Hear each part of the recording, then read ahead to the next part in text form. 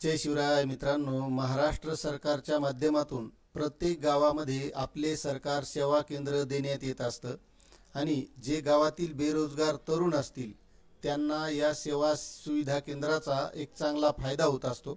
कारण या सेवा सुविधा केंद्राच्या माध्यमातून आपल्या गावातील जे काही उत्पन्नाचं प्रमाणपत्र असेल, जात प्रमाणपत्र असेल, पीक विमा भरणं असेल किंवा ग्रामपंचायतच्या माध्यमातून जी जी काही महाराष्ट्र शासनाची कागदपत्र लागत असतात, ही सर्व आपल्याला आपले सरकार सेवा केंद्राच्या माध्यमातून देण्यात येत असतात.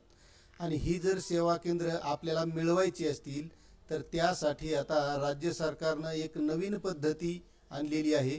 यामध्ये काही निकष आहेत, काही अटी आहेत, त्या आपल्याला बघायच्या आहेत आणि त्या संबंधीचा राज्य सरकारनं एक शासन निर्णय सुद्धा काढलेला आहे.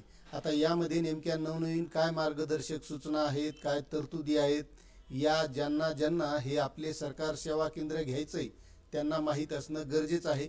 त्यामुळे व्हिडिओ शेवटपर्यंत बघा. चॅनलवर नवीन असाल तर सबस्क्राईब करा आणि जास्तीत जास्त बांधवांना शेअर करा.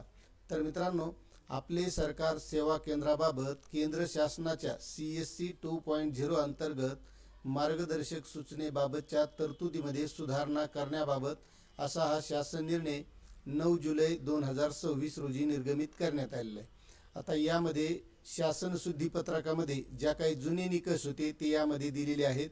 कोणत्या शाखेचा पदवीधर असल्यास किती गुण, या संबंधीची सर्व जुनी माहिती आहे. मात्र याऐवजी आता नवीन जी पद्धत आहे ती आपल्याला बघायची आहे. याऐवजी खालीलप्रमाणे वाचावे.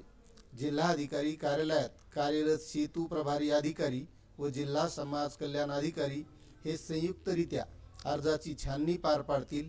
तसेच 23/8/2002च्या शासन निर्णयान्वये स्थापित केलेल्या जिल्हाधिकारी यांच्या अध्यक्षतेखालील जिल्हा सेतू समिती समोर सादर प्रस्ताव ठेवून आपले सरकार सेवा केंद्र देण्याबाबतचा निर्णय घेण्यात येईल.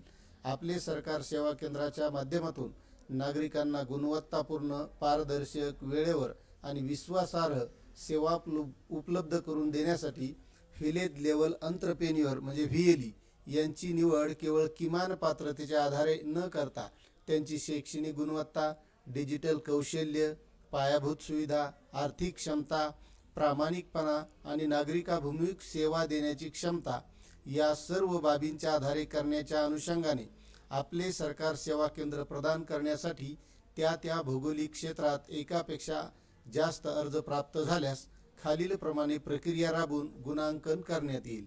आता यामध्ये गुणांकन हे एकूण 100 गुणांचा असणार आहे.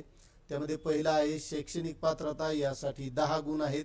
त्यामध्ये किमान उच्च माध्यमिक शालांत परीक्षा HSC उत्तीर्ण, पदवी, पदविका किंवा व्यावसायिक पात्रतेस अतिरिक्त गुण, किमान शैक्षणिक अर्हता असल्यास 5 गुण, पदवी असल्यास 2 अतिरिक्त गुण, पदव्युत्तर असल्यास 5 अतिरिक्त गुण. त्यानंतर संगणक व डिजिटल साक्षरता यासाठी 15 गुण, MSCIT किंवा समकक्ष प्रमाणपत्र, संगणक हाताळणी, ऑनलाईन अर्ज प्रक्रिया, सायबर सुरक्षा ज्ञान याचे असणं गरजेचं आहे.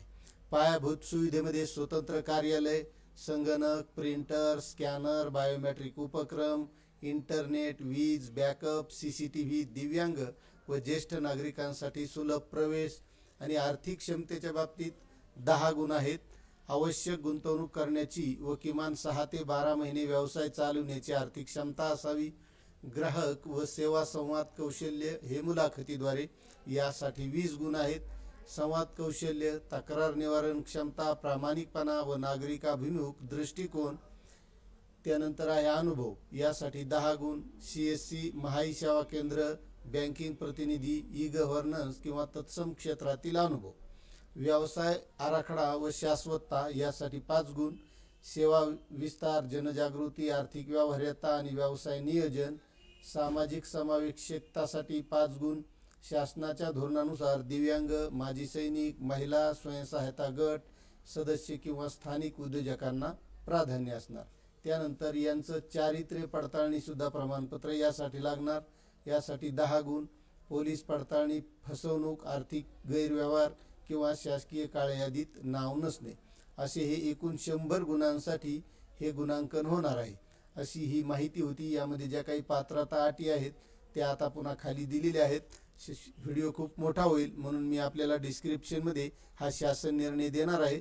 तो सविस्तर वाचून जर आपल्याला हे मिळवायचं असेल तर यासाठी जेव्हा जाहिरात येईल त्या संबंधीचा व्हिडिओ आपल्या या चॅनलवरून आपल्याला बघायला मिळेल। त्यासाठी आपलं चॅनल सबस्क्राईब करा, व्हिडिओला लाईक करा आणि जास्तीत जास्त बांधवांना ही माहिती शेअर करा। धन्यवाद।